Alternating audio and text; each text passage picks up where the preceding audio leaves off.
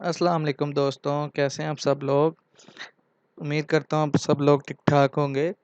आज मैं आपको एक और लेक्चर के बारे में बताऊँगा कि शॉपिफ़ाई के ऊपर हमने पेमेंट गेटवे की सेटिंग कैसे करनी है।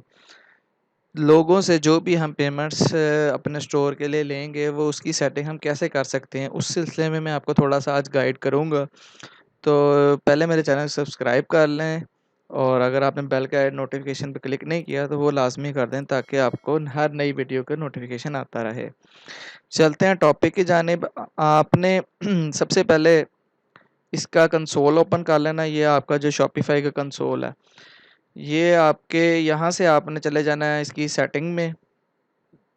सेटिंग में जाके आप इसमें ये पेमेंट्स ऑप्शन है, आपने इस पे क्लिक कर देना है। उसके बाद अब आप यहाँ पे अपनी सेटिंग्स कर सकते हैं कि आपने उससे पेमेंट किस तरीके से लेनी है। एक होता है ऑटोमेटिक पेमेंट क्रेडिट कार्ड से या फिर डेबिट कार्ड वगैरह।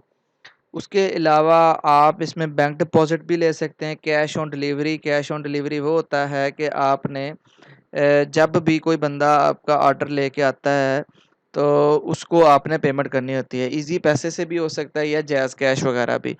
तो उसको सेटअप कैसे करना है, यहाँ से आपने मैनुअल पेमेंट में जाना है और क्रिएट कस्टम पेमेंट मेथड। यहाँ पे आप जैज़ कैश लिख सकते हैं, सपोज़ जैज़ कैश। ठीक है, उसके बाद आपने यहाँ पे अपना नंबर और जो भी आपका जैज़ कैश का अकाउंट है, वो आपने लिखना है। उसके बाद ये आप लिखना है please send screenshot when you payment.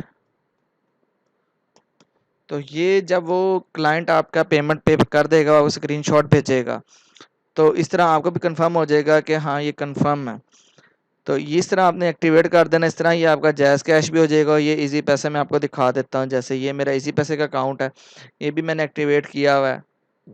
इसी तरह मैंने अपना कैश ऑन डिलीवरी भी मैंने एक्टिवेट किया है, बैंक डिपॉजिट भी एक्टिवेट किया हुआ है।